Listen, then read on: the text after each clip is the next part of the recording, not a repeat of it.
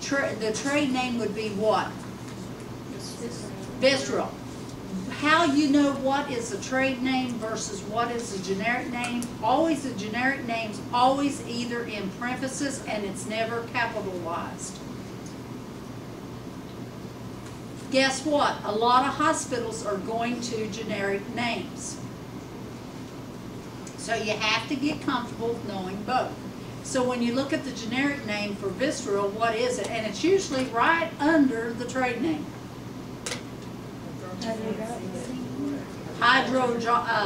It's hydroxine HCl or hydrochloride is what I wrote. It's always under the trade name. It's never capitalized and it's usually in parentheses. Does that make sense? Now I don't know, but I know she may have little quizzes like that to make sure you know how to read a label. And that's what we're doing. That's part of math as well. It'll be on your test. Plenty of them. I do have some other samples here that we'll talk about. I'll pass around and I'll hit you up with what is the trade name, what is the brand name of it. So I brought it over. Now, when you're looking at dosage strength, this particular visceral is not in a pill form. So, when you're looking at it, dosage strength would be what? 50 milligrams per milliliter. 50 milligrams per milliliter. How I know it's not a pill is because it's milliliters. It's not in grains, it's not in grams, it's not in any form that makes me think of a powder. It's in mils, milligram per mils. Now you can have milligram tablets, but you're not, or capsules, or pulvets, you know, those kind of things, you know, capsules, whatever. But unless it says tablets and it says milliliters, it's liquid. All right, now the form is the solution, you know, is the tin, it's the IM solution, the form. In other words, it comes in a liquid and it'll tell you, and if you look in the fine print, I gotta put my glasses on for this, I can't see that fine print. Yeah. It says intramuscular solution, or IM. IM is another, is a short form of intramuscular, just like IV is intravascular. Some solutions can't be given intramuscularly, or they may come in subcutaneous. And if that's the case, then you would see it saying subcutaneous solution, or intravascular solution. But in this case, it can only be given intramuscular, which means you would be giving an injection into a muscle of this solution. Okay? Now, when I look at the route is that we're giving an intramuscular and it's an injection. And if you look at the very top left-hand corner, it says for intramuscular use only. That's how you're going to know the route. Now, some of these solutions will come in intramuscular, intravascular, or subcutaneous. That means you can give it in any of those ways. However, guess what? The doctor may order which route he wants you to use. He might want you to give it intravascular or subcutaneous if it was that kind of solution. But in this particular medicine, the only way it can be given is intramuscular. And so if he ordered this medicine, he'd order Vistaril 25 milligrams or 50 whatever, and he'd have you give it intramuscular. Now, here's a little trick about these these little solutions that I need to tell you. Whenever a doctor orders a medicine, okay, you know how we just did ratio and proportion? Okay, what we know about this medicine is that it is 50. Oh, Lord, where did I get that one? Sheesh. All right. Well, that's even worse. Let's go with something a little darker. We may have to turn that back out. 50 milligrams. It said it came in a mil, 50 milligrams per mil. That's the concentration or the strength of it. So, guess what? You could use this for your ratio proportion. Because let's say that we know it comes as 50 milligrams as is 1 mil. But the doctor ordered 25 milligrams.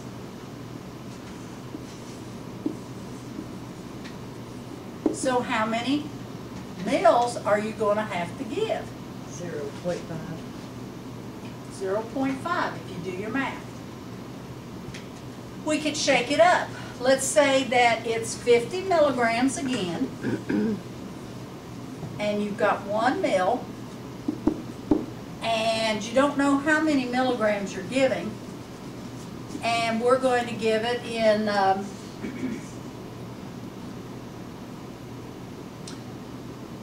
we're going to give 2 mils. It's 100. What would your answer be? 100. Huh? 100. It'd be 100 milligrams would be your answer. Make sure you always put the tail end on. When I put people in, have them in math class or in math problems, I tell them put your end on it, because if you don't put your end on it, then I don't know if you know it's milliliters or milligrams. Because that could be a big mistake. If I wanted to give 50 milliliters of this, I'd have to have several vials of this medicine, wouldn't I? So you always want to put your tail end on it. Does that make sense? But this is a much safer dose, 2 mils. Or this would be a safe dose with it being 0.5. My answer here would be 0.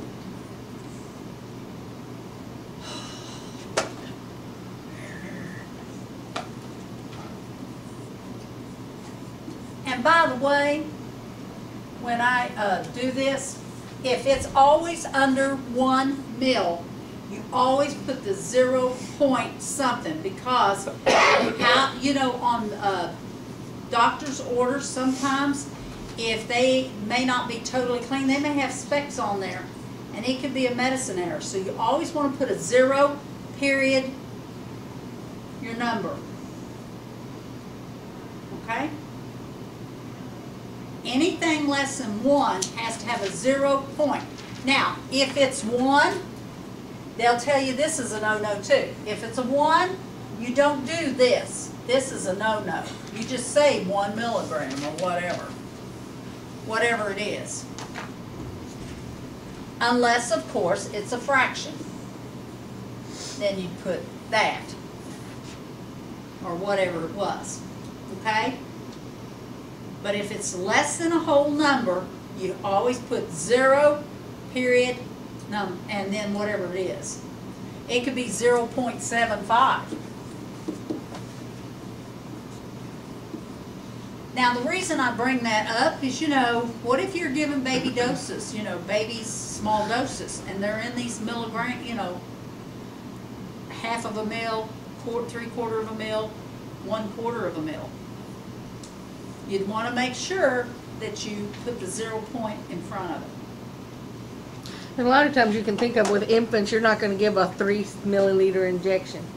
You know, just think that that's, so you probably That's probably know a something's too big wrong. no-no. Your math is wrong. Something's wrong. Big And time wrong. With children, if you're doing math, you always have to have another nurse double check your math. So, In fact, when and we're going to be talking about it in a few minutes, but when you give heparin and it's IV, because heparin can be given sub-Q, 5,000 units, 4,000 units, whatever doctor orders sub-Q, which means you're going in with a very small needle, and I have that needle here, and I'll pass it around for you to look at, but it's a really small needle. And that means it's only going to go into subcutaneous tissue, not into the muscle. So, and if you notice on this syringe, it only goes up to 1 mil. Now this was an old one that says cc's. They're trying to get away from that. It's supposed to be mils, 1.0 mil. But anything less than that, like we give tuberculin, PPD skin test, when they gave them to you, they only gave you 1/10, 0.1 mil.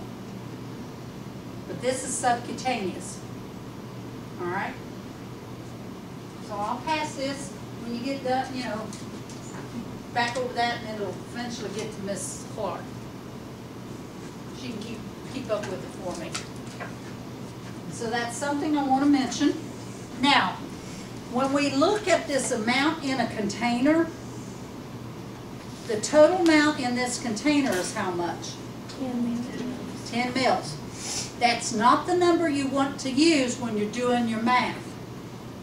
It's going to confuse you, because guess what? If I was to multiply how many milligrams of Vistaril is in this bottle, I would have to multiply the 50 milligrams by 10, because it would be 500 milligrams per 10 mil vial. So you always want to go by that concentration number, because it's always going to be the smaller number to do your math. Does that make sense? So like this bottle here, if it was plumb full, this bottle has the measurements on the side, but this is probably a 90, oh, guess what? It has it in ounces here. This is unusual. This has it in ounces, the funny sign that I showed you. And it says 4 ounces. If this was filled to where it needs to be for that prescription, if the doctor ordered 4 ounces, 4 ounces is how many milliliters? We know 1 ounce is equal to how many milliliters? 30. So you take 30 times 4 and you get what? 120. Okay. So when I gave you this description of this Vistaril, that bottle has, if I was giving somebody 1 milliliter of that Vistaril every time out of that MultiVial, I could give how many injections? 10. So I could really overdose them a lot if I gave them the whole vial, right? I could kill them. So it should say multi-dose vial on the Should. vial too, or single dose. So you should look for that. Most of them, they'll try to give you single dose. And a lot of pharmacists, just to head that off, sometimes will go on and draw it up in a syringe and put it in the box for you to give the exact. But what if we get somebody, okay, heparin. Heparin's one of those drugs that comes as, it comes as 5,000 units per 1 mil. It is a single dose vial, because most of the time the doctor might order 5,000 units unless he wants them to have half of that, and then it would be 2,500 units per 0.5 mils. But you're going to take it out of this, and we don't reuse the vial, we throw it away. So you won't find too many multi-vials used that often because of the medication errors that nurses can make. Because of some nurses says, well, I don't need to learn math. That's the nurse that would scare me to take care of them take care of me. Okay, what are you giving me? So when a patient asks me what they're giving me, you know, what are you giving me? Don't take offense.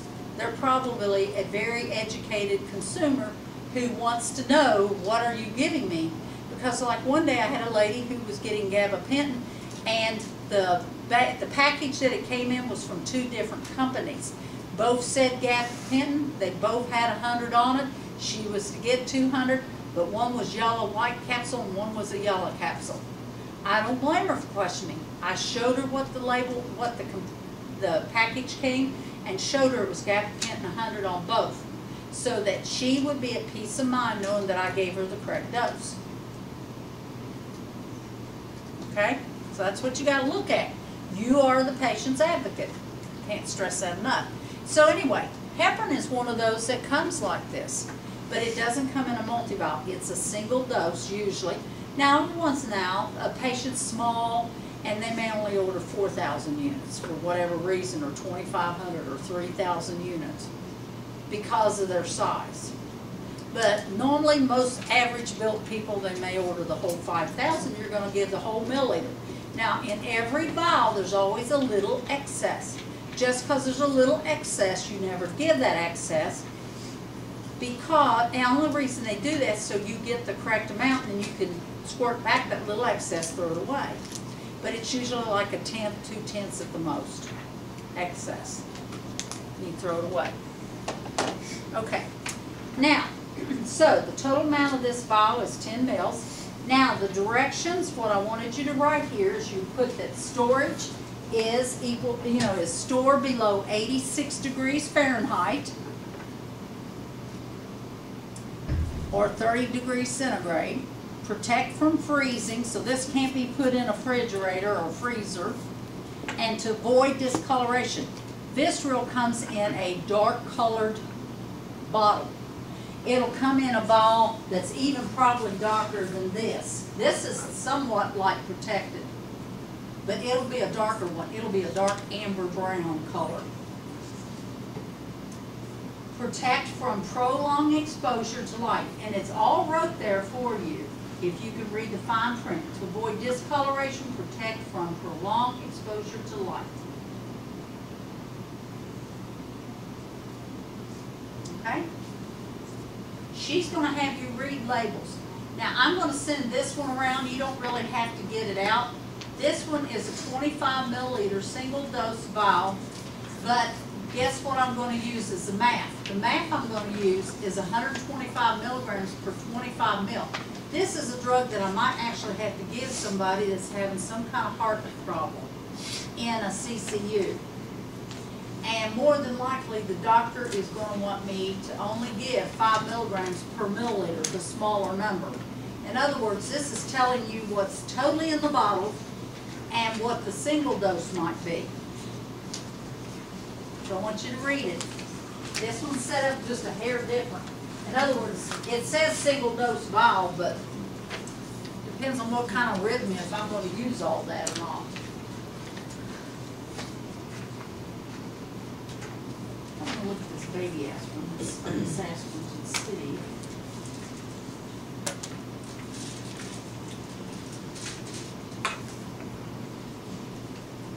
No, this is regular aspirin.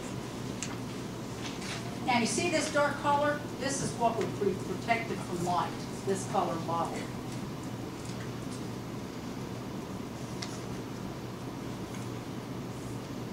Like the directions on this would be keep out of reach of children,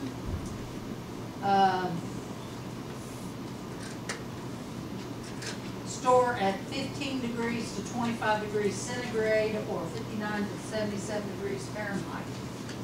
And on every bottle, there should be an expiration date, which this one expired in November of 2013. You need to know the expiration date because on your pills, even on those individual packages of medications, capsules or tablets, they'll have expiration date. If it's expired, you're not really supposed to be giving it. So that's one thing we look for when you go to the clinicals to see if you can pick that up. Be made aware because you are trying to protect yourself from losing your license and protect the patient's well-being.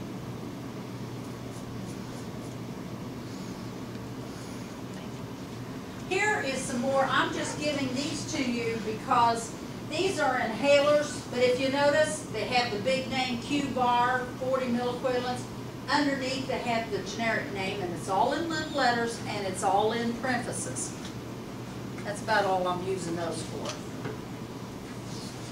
And then I'll send this interesting bottle around because I just realized that that's very unusual, but it's got the ounces in that funny writing. You don't see that very often. I just happened to pick it up.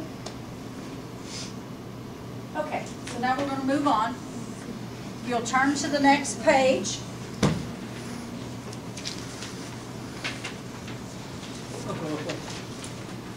All right. So number 12. Number 16. Or 16, sorry. 16. Oh, yeah, we skipped. Do you have 12? Well, let me see if I may have it out of sequence. Yeah, I do. Okay. Sorry. Okay, your patient receives Keflex. Keflex, what kind of a name is that? Trade name or generic? Trade. It's a trade, because it's really Keflin. All right, Keflex, and it was capitalized, so 0.5, what is that? Grains or gram? Grams. PO, that means by mouth, 4 times a day. You have Keflex. How many milligram capsules do you have? 250, because it says there right on your label, doesn't it? How many capsules will you administer if you have to give 0.5 grams? I'm gonna say 2. If you're in doubt, all you had to know is that 1 gram, right, is equal to what?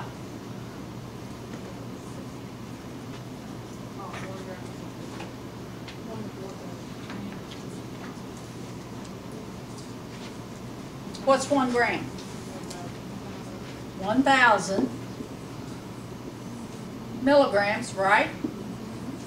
So to finish this problem up, all I had to do was plug in my X gram, right, or X, and we're going to plug in what we don't, well, we know it's 250 milligrams. Well, oh, I don't want to put that in there. To get my answer first, I had to plug in the 500 that the doctor ordered, right? That's not right. 0.5. Wait a minute, I've got that backwards. 0.5 I should put. Whew. I can tell it's the end of the day. X milligrams. First I had to find my answer, didn't I? And my answer is going to be what?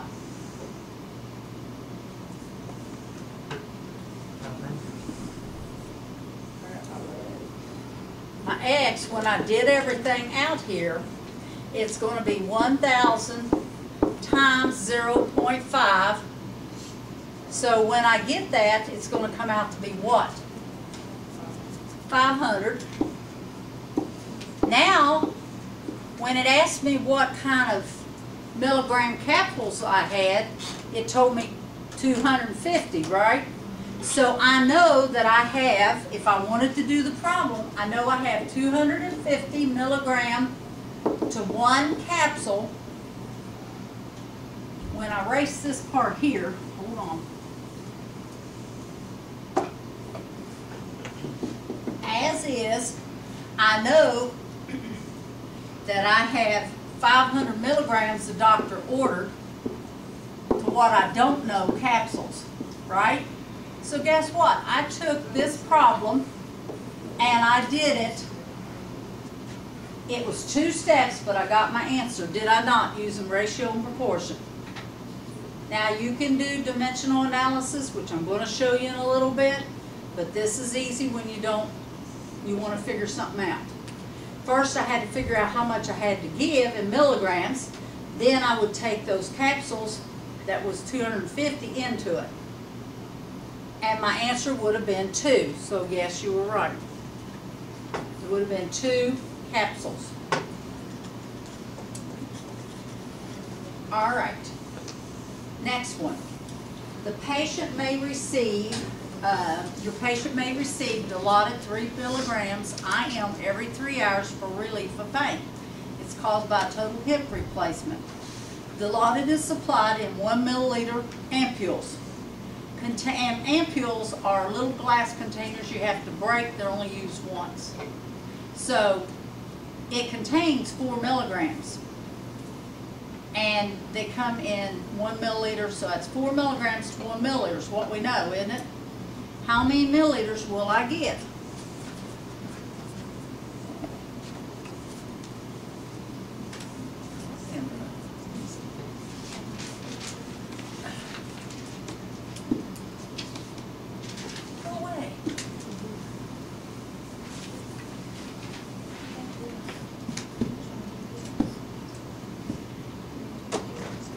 way to tap on it to get rid of it all. I know, I did, but not all it went. All right, so we know that we have a 4 milligram, 1 milliliter ampule, right? We know that it's ordered 3 milligrams, and we don't know how much we need to give. There's my problem. So what do you come out with? 0.75. 0.75. You can't just put 0.75. 0.75. Now, depending on your syringes, there's different syringes in different hospitals that can actually measure up to the 100th. When I said the 100th here, where the answer is this, it would go over to that. But most hospitals go with the tenths.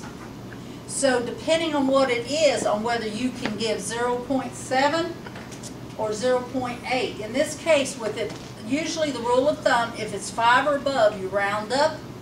If it's under 5, you go to the number that it is. So in this case, the 0.75 would be 0.8.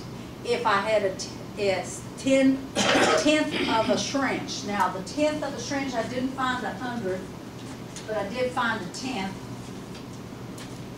Unless your syringe has the markings. Now, some of them do, but this one did not. Ooh, I think this one might. Let's see here. Where I could be exact.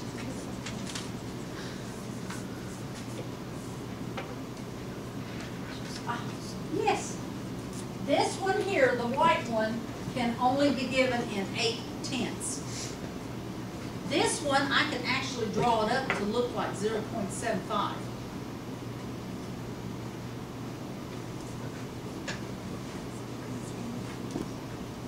Kind of neat, isn't it? When it comes around, you'll see it. See the differences? You really have to look at it close.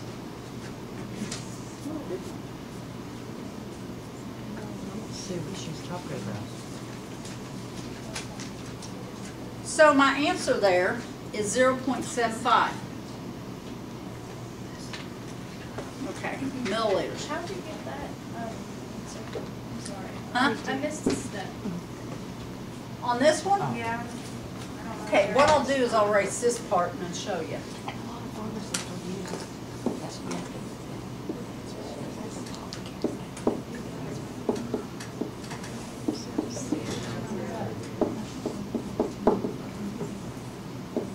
When I took it across the equal sign, that means 3 divided by 4. Now I could have done it one of two ways. I could have made it fractions, or I could literally take 4 into 3, and it's going to come out to be 0.75.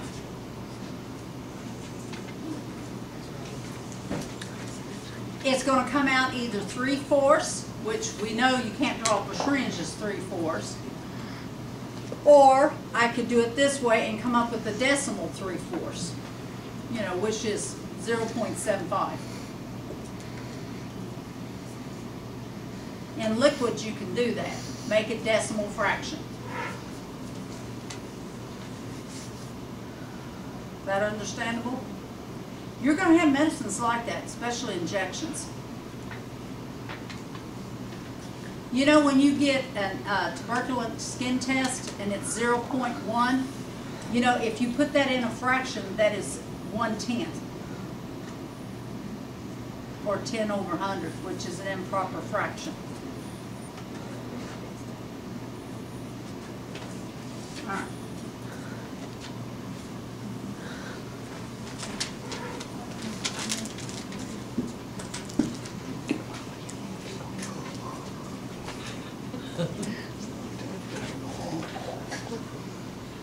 All right, you all, now, Lanoxin, that's a dangerous drug. Another name for it is digoxin. It's a heart medication. So this is number 14, 14, 14, number 14. Okay.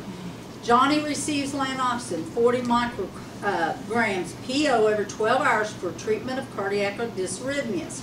Lanoxin 0.05 milligrams per milliliter is available. How many milliliters will the nurse administer?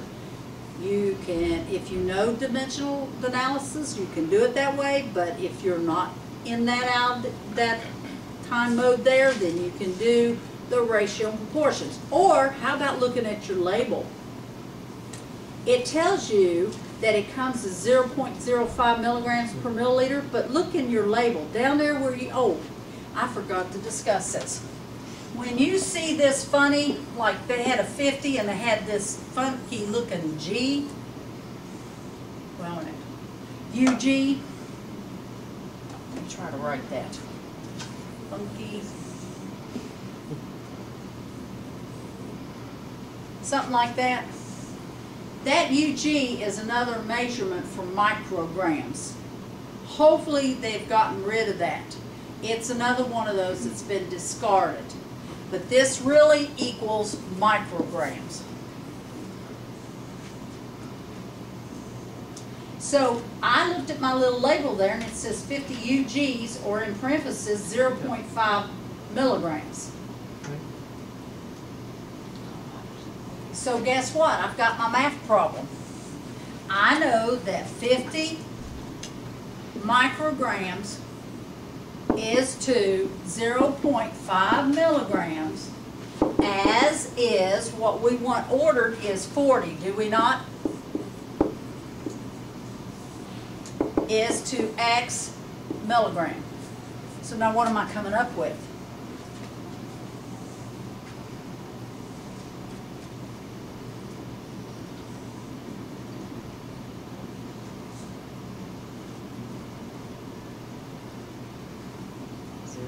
.75.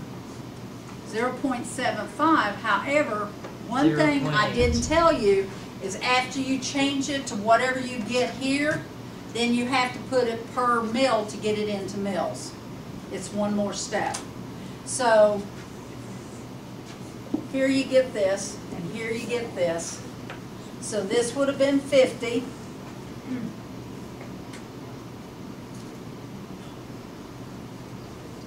X.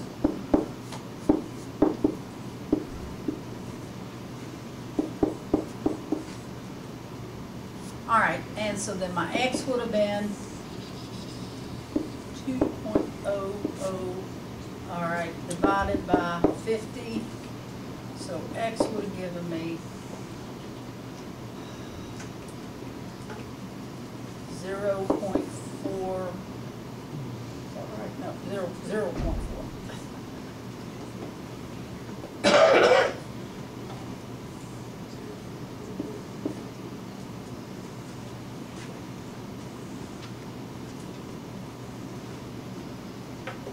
Now, since I know that it comes in 50 mics per 1 mil is the same as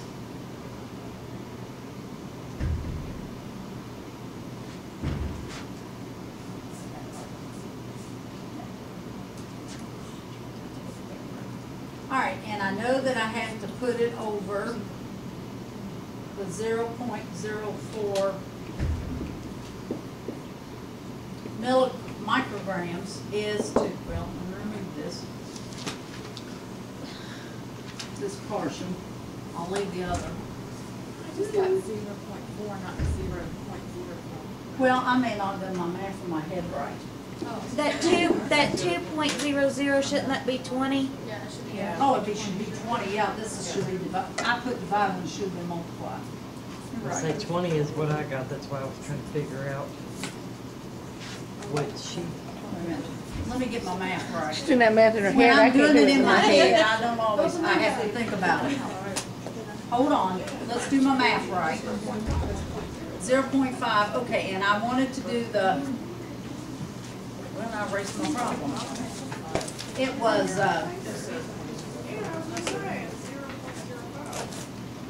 it was what now? What is the 50x? What is this part of it?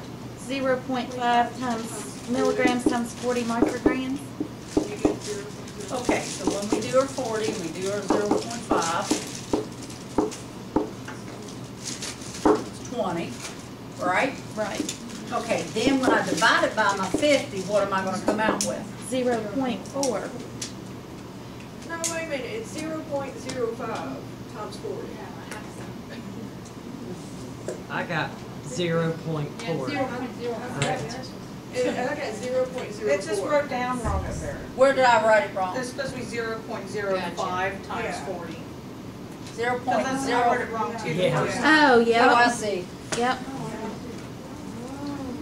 Okay, yeah, I did write it wrong. I apologize. Okay, hold on. So, when this here should have been this, so I would have gone here, so it would have been 2. 2. All right, let me correct myself. Sorry about that. All right, so when I got my 2.00, okay, now, when I'm dividing it by the 50, what am I coming out with? 0.04. 0.04. All right, which I had it up here right. Yeah. Don't ask me how, I just did it in my head. Okay, let's get this right. All right, oh my goodness. How I could mess that up. X mil. All right. All right, here we go. Now, what do I get?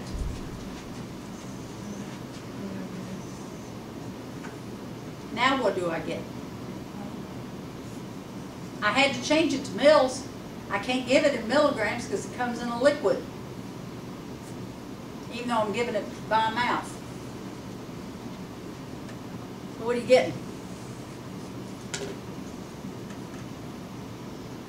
This would be 50x. Let's see if I can mess this one up.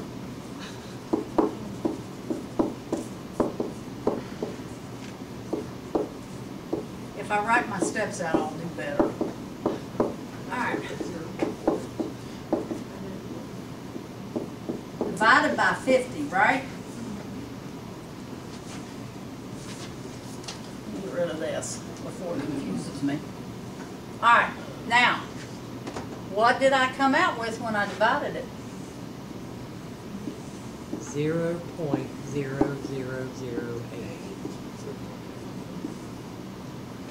There's a problem here, isn't it? Yep. So what is the problem? Can y'all tell me?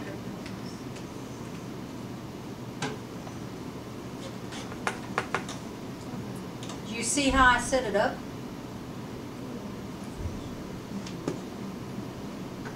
It needs to be in milliliters. Needed to be in milliliters to start with. Now you see how it can be confusing. So, if I looked at it in milliliters, what I would have had to do, I always like to show students how they can really get sidetracked and get the wrong answer very easily. Oh, okay, I was like, oh, wait a minute, I'm lost. You are lost because y'all didn't catch it. I want to see how long it took you. Yeah, that was the wrong way. You didn't catch it. Okay, 0.05 milligrams is the same as 1 mil. And we have ordered, now wouldn't I have had to change the 40 micrograms to a milligram before I could even put it in that formula? So what would it have been? 0.04, isn't it? Yeah. Y'all never did catch it, and I want to see how long it took you to catch it. And this is a great example because if you come up with some funky answer, your math is wrong. Because you can't give .0008. That's nothing. In fact, can't give it, so your math is drawn up wrong. on a branch, Yeah. and So not any of you caught that I didn't do the conversion. I yeah. wanted to So see if you didn't catch it, and you didn't even catch it. if you come up with a body temperature of 460 degrees Fahrenheit, your math is probably wrong. So you know that's a good way to say I need to double check this question. Yeah. So, Can we pause for just 1 second? Huh? Pause for just 1 second.